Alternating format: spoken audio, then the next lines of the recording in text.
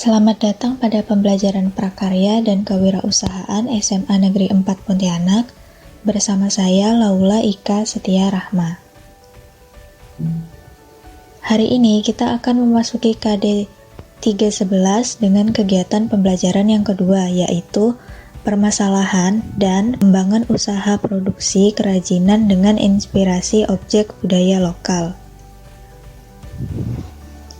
Adapun tujuan pembelajaran kita hari ini adalah yang pertama, menjelaskan permasalahan usaha dan solusinya.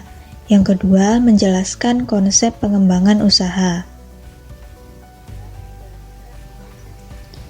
Permasalahan usaha dan solusinya.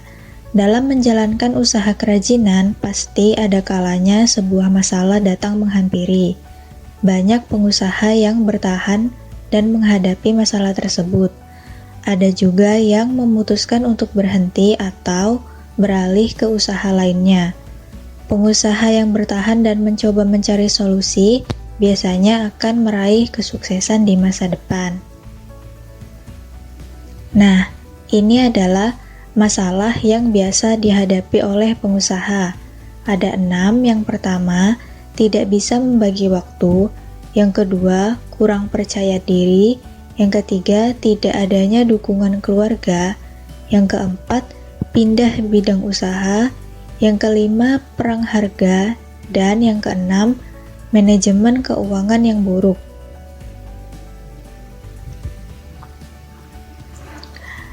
Dalam menghadapi persaingan dunia usaha yang semakin ketat, kita dituntut untuk dapat mengembangkan usaha supaya usaha kita dapat maju dan besar, serta menjadi pengusaha yang sukses.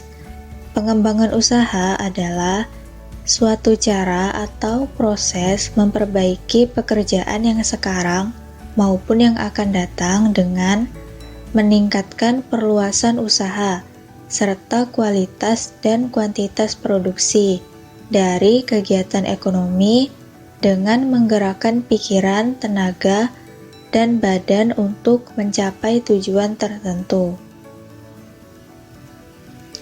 Ini adalah jenis-jenis pengembangan usaha menurut Subagio dalam bukunya tahun 2018.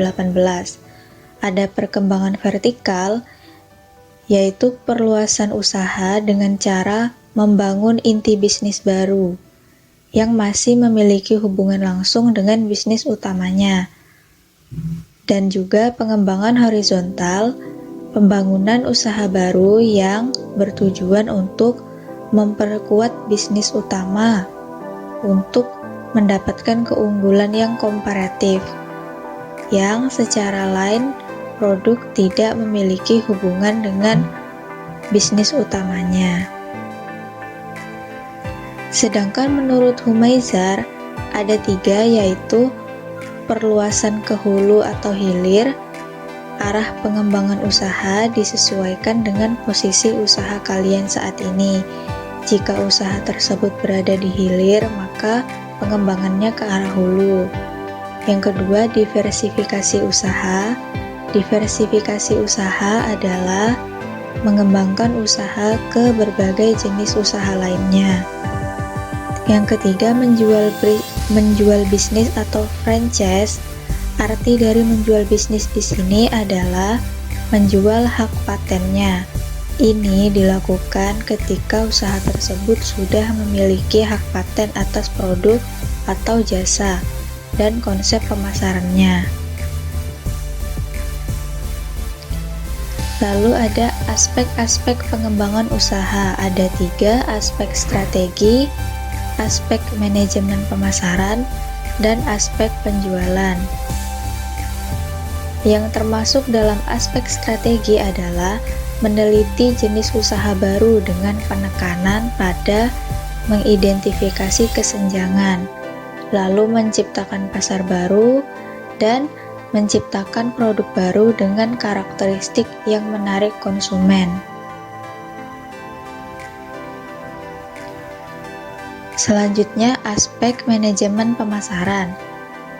Ada menembus dan menguasai pangsa pasar, mengolah peluang pasar yang ada dengan teliti, memasarkan produk dengan jaringan yang luas seperti impor produk ke luar negeri, membuat strategi pemasaran yang dapat membuat konsumen membeli produk, seperti memasang iklan, brosur, dan lain-lain. Terakhir ada aspek penjualan. Di sini kita memberikan saran tentang perancangan dan menegakkan kebijakan penjualan dan proses tindak lanjut penjualan.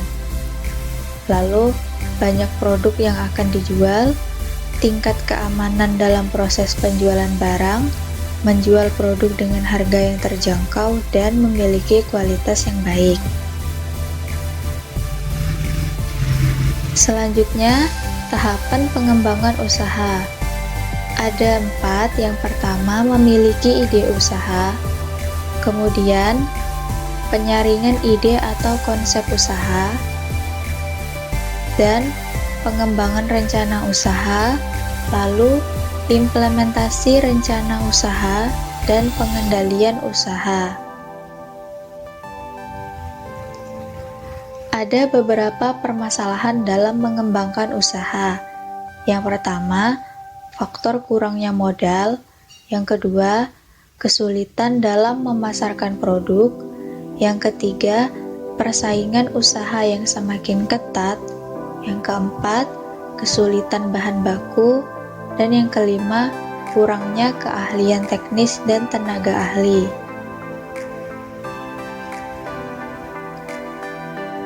Adapun beberapa solusi dari masalah mengembangkan usaha. Yang pertama, modal dapat diperoleh bukan hanya dari dalam, tapi bisa juga dari luar seperti pinjaman bank, hibah, dan sebagainya.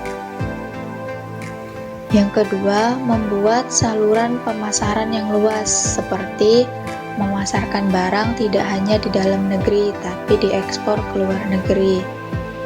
Yang ketiga, menerapkan strategi usaha. Misalnya dengan membuat diversifikasi produk, menemukan produk baru, dan sebagainya. Yang keempat, memilih lokasi yang strategis. Misalnya, dengan memilih lokasi usaha yang dekat dengan bahan baku dan pasar. Yang kelima, merekrut tenaga ahli dengan cara melakukan seleksi yang ketat kepada calon pelamar, sehingga mendapatkan tenaga yang benar-benar ahli di bidangnya. Sekian pembelajaran kita hari ini. Selanjutnya ada soal pemahaman yang bernilai 20 poin. Ada 2 soal. Yang pertama, jelaskan permasalahan apa saja yang muncul dalam menjalankan usaha kerajinan. Dan yang kedua, jelaskan pengertian pengembangan usaha beserta 1 contoh singkat.